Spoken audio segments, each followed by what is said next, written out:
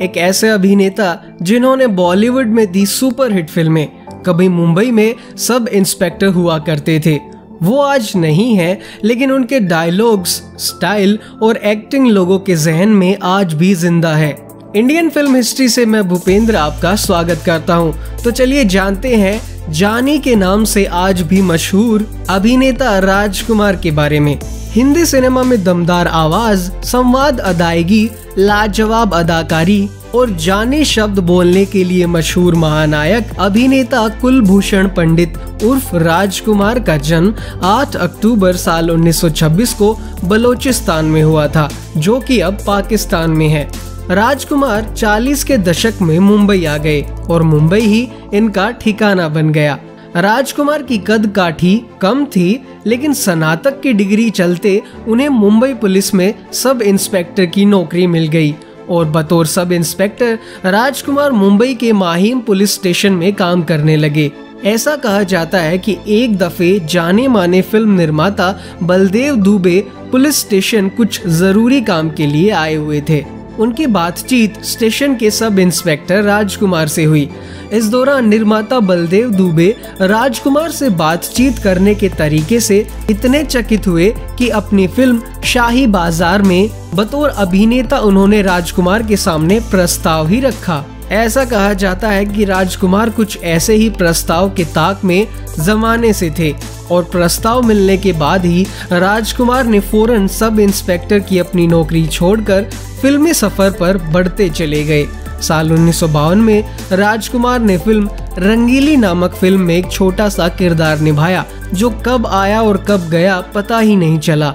अक्सर पहली फिल्म में छोटा किरदार हवा में लुप्त ही होने के समान है। इसके कुछ समय बाद राजकुमार की फिल्म शाही बाजार आई। जी हाँ, ये वही फिल्म है जिसके प्रस्ताव के चलते राजकुमार ने सब इंस्पेक्टर जैसी बड़े औंधे वाली नौकरी छोड़ दी, लेकिन फिल्म आने के बाद पर्दे पर कुछ कमाल न कर सकी, जिसके चलते फिल्म इतनी ज्यादा सफलता नहीं प्राप्त कर पाई और आने वाले कुछ सालों तक राजकुमार की असफलता के बादल कुछ समय के लिए छाए रहे। शाही बाजार को बनने में काफी समय लगा था और राजकुमार को अपना जीवन व्यापन करना भी मुश्किल हो रहा था। इसीलिए उन्होंने वर्ष 1952 में प्रदर्शित फिल्म रंगीली में एक छोटी सी भूमिका स्वीकार कर ली। रंगीली के बाद उन्हें जो भूमिका मिली, राजकुमार उसे स्वीकार करते चले गए। इस बीच उन्होंने अनमोल, सहारा, घमंड, नीलमणि और कृष्ण सुदामा जैसी फिल्मों में अभिनय किया, लेकिन इनमें से कोई भी फिल्म बॉक्स ऑफिस पर बहुत ज्यादा सफलता प्राप्त नहीं कर पाई। हिंदी सिनेमा में साल 1957 में आई फिल्म मदर इंडिया ना भूल सकने वाली फिल्मों में से एक है। फिल्म निर्माता महबूब खान ने बड़े प्यार से फिल्म को बनाया था। इसके साथ ही फिल्म के पात्र मौजूदा समय में अमर हो चुके हैं। इस फिल्म में राजकुमार साहब का किरदार भी था। हालांकि फिल्म नरगिस और महिला किसानी के इर्द गिर्द घूमती नजर आती है, लेकिन राजकुमार फिल्म में गांव के किसान के रूप में छोटे से पात्र बखूबी निभाने और पात्र को अमर करने में साबित होते हैं।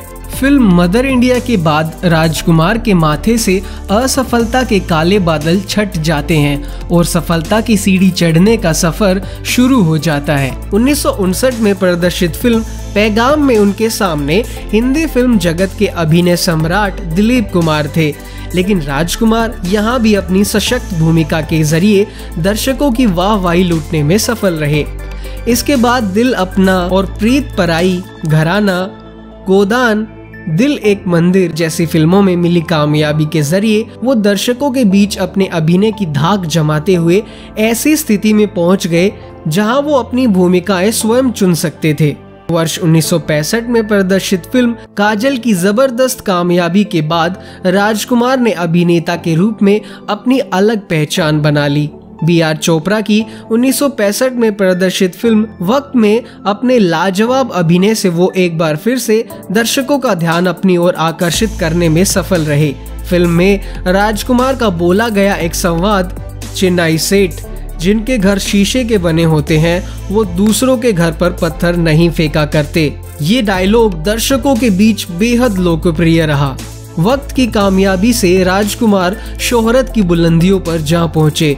इसके बाद उन्होंने हमराज, नीलकमल, मेरे हुजूर, हीर रांझा और पाकीज़ा में रूमानी भूमिकाएं स्वीकार की, जो उनके फिल्मी चरित्र से मेल नहीं खाती थी। कमाल अमरोही की फिल्म पाकीज़ा पूरी तरह से मीना कुमारी पर केंद्रित फिल्म थी। इसके बावजूद राजकुमार ने अपने सशक्त अभिनय के दम पर दर्शकों की वाहवाही लूटी। पाकीज़ा में उनका एक संवाद, आपके पाँव देखे बहुत हसीन है, इन्हें जमीन पर मत उतारिएगा, मैले हो जाएंगे। ये संवाद इस कदर लोकप्रिय हुआ कि लोग गाहे बगाहे उनके संवाद की नकल करने लगे। वर्ष 1978 में प्रदर्शित फिल्म कर्मयोगी में राजकुमार के अभिनय और विविधता के नए आयाम दर्शकों को देखने को मिले। इस फिल्म में उन्होंने अलग अलग भूमिकाओं में अपने अभिनय की छाप छोड़ी। अभिनय में एक रूपता से बचने और स्वयं को चरित्र अभिनेता के रूप में स्थापित करने के लिए उन्होंने स्वयं को विभिन्न भूमिकाओं में पेश किया। इस कर्म में 1980 में प्रदर्शित फिल्म बुलंदी में वो चरित्र भूमिका निभाने से भी नहीं हिचके। इस फिल्म में भी उन्होंने दर्शकों का मन मोहे रखा। वर्ष 1991 में प्रदर्शित फिल्म सौदागर में राजकुमार के अभिनय के नए आयाम देखने को मिले। सुभाष घई की निर्मित इस फिल्म में राजकुमार 1959 में प्रदर्शित फिल्म पैगाम के बाद दूसरी बार दिलीप कुमार के सामने थे और अभिनय की दुनिया के इन दोनों महारथियों का टकराव देखने लायक था। 90 के दशक में राजकुमार ने फिल्मों में काम करना काफी कम कर दिया।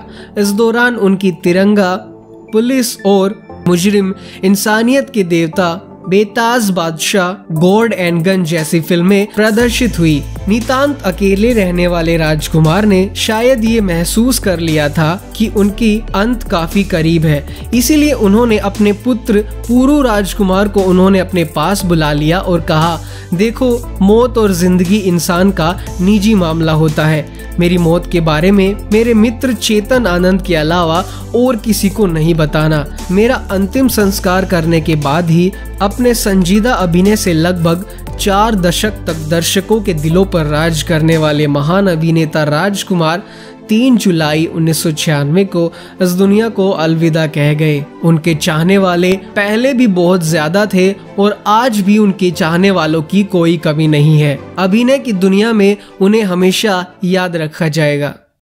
अगर आप फिल्म इंडस्ट्री से हमेशा अपडेट रहना पसंद करते हैं, फिल्म के अभिनेता और अभिनेत्रियों से लेकर आप प्रोड्यूसर, डायरेक्टर, स्टोरी राइटर और सिंगर आदि फिल्म निर्माण से जुड़े हुए लोगों के बारे में भी अगर जानना चाहते हैं तो आप विजिट कर सकते हैं हमारी वेबसाइट www.indianfilmhistory.com। ऐसी ही और बॉलीवुड इंटरेस्टिंग वीडियोस देखने के लिए हमारे चैनल को सब्सक्राइब कीजिए और बेल आइकन पर क्लिक कीजिए।